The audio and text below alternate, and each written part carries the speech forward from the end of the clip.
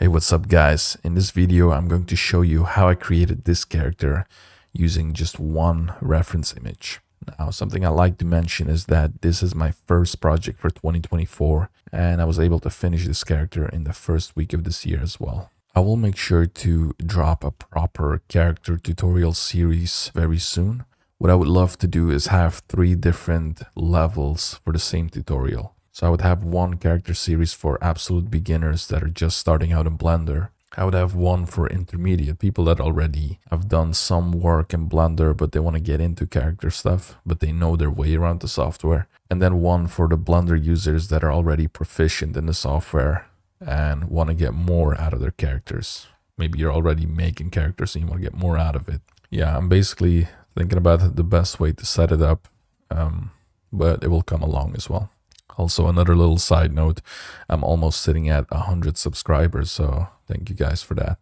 So I only started a couple months ago last year, but when I first started out, I had a friend who asked if she could subscribe with multiple accounts, and I told her back then, don't do it. You don't. Now, prior to this YouTube channel, I do actually have another channel that's linked on my profile. It's called Tinem or Tinem Official, and I would post my Blender animations and short films on there, which I will still do when I finish my next short film. But I'll make sure to link it to this channel and also talk about the movie and the process and all that. I think you guys could really use that knowledge on how to set up your own short animations or short films and so on. Yeah, let's talk about the character. So this reference image, I found it on Pinterest. So I laid down the base sculpt of the character. I used to get into detail very quickly during the sculpting process, but I learned from Speedcar, or whatever his name is. I learned a lot from him. I learned a lot from the Blender Cloud. If you support Blender and you get a subscription, they offer quite a lot of tutorials and courses and even like project files from their movies. So, you know, go ahead and support them. It's definitely worth it. So, you know, a little shout out to Blender. I mean, they give us this free software. I think it's absolutely right to support them. So one thing that I notice about a bad looking sculpt is often the eyes look off. Now, in this reference image, the character has noticeably large eyes, right? And the eyes really are what gives the character its emotions. You know how they say eyes are the windows to the soul? Yeah, I think that's bullshit. Seriously though, the eyes are very important. And the eye in itself is made up of a few core components that I often see lack at beginners that start out with their sculpts. And by the way, I made these exact same mistakes when I just started out, so I'm here to share them with you. So the few components that I'm talking about are mainly, obviously, the scale of the eye. That's the most obvious one. Is the eye so big that, you know, if we look at it anatomically, it's not possible. But then again, with large eyes, that's usually the case. And honestly, that's completely fine, you know, as long as it looks good. And then there's the eyelid. Now, usually you see that the iris is completely open. Now, if you look in a mirror, you honestly never see the iris completely unless you like really just widen your eyes like you're shocked. Now, unless your character is actually in a facial expression where they're shocked, they should not have their iris completely open. It also looks weird. It looks like the person is dead, you know, if they have a neutral facial expression. So the iris is usually always like a little bit covered up. And the more it's covered up, the more, you know, of an emotion we get from the character.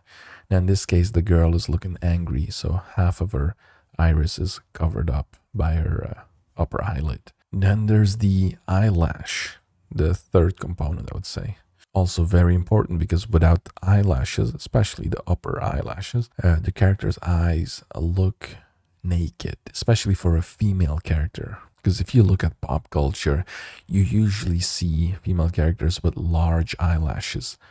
Of course, depending on who the character is, but if it's like a main character, a protagonist or something, they most likely have large eyelashes. So that's something to keep in mind. By the way, when I'm blocking out the body, I just use spheres and scale them up and down and move them around and then merge them together and remesh the whole thing. So when I'm finally happy with the base low poly sculpt, that's when I use Dino Topo. Also, here's a little pro tip. whenever you sculpt lips, I used to make this mistake. Do not draw the lips on, but rather carve away. Okay, his lips go in. Even if your character has large lips, your lips do not extrude out. Like, yeah, your lips do not extrude out. Okay, just carve away. So what I'm doing here, I learned from a speed car as well. Basically, I use the mask brush to draw on temporary eyebrows and eyelashes to see what the character will look like before I add them for real. So I didn't record the whole process because I was going in and out the past week on this character, and in total it took me like 3 or 4 days. And at least in 1 or 2 of those days I just didn't feel good. I actually felt horrible, and you know, I want you to feel bad for me. No, I didn't feel good, so I didn't really do much work on the character. But I could have definitely finished it sooner if I felt good the way I do right now. Anyway, here you can see how I made the eyelashes. So basically drawing out the shape using vertices, and then I extrude the whole thing out as an edge.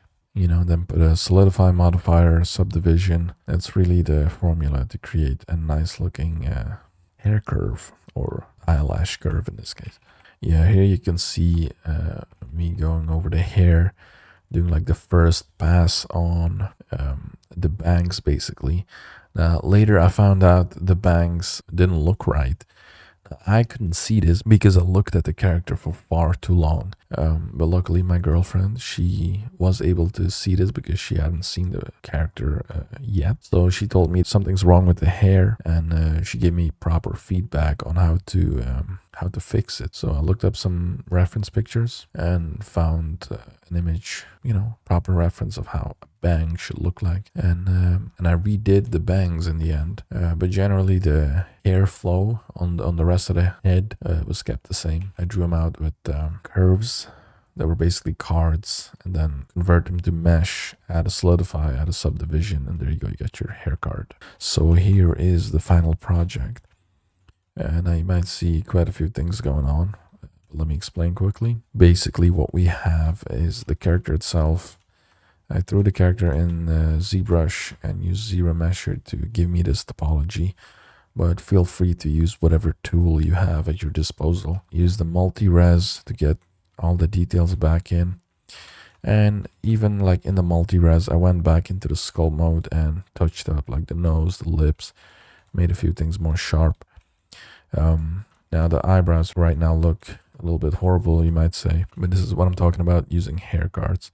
It's basically using the alpha channels. So if I render this out, you can see it's looking properly now.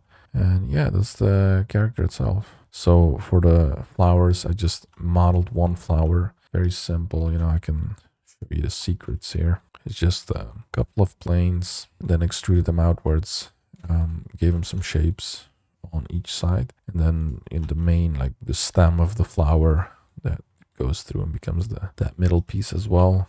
Throw a subdivision on it. I just duplicated a bunch of times and deformed it in sculpt mode and whatnot. And I also took one of the petals and used it for a particle system to scatter them around using this plane, you know. And I just grabbed one frame.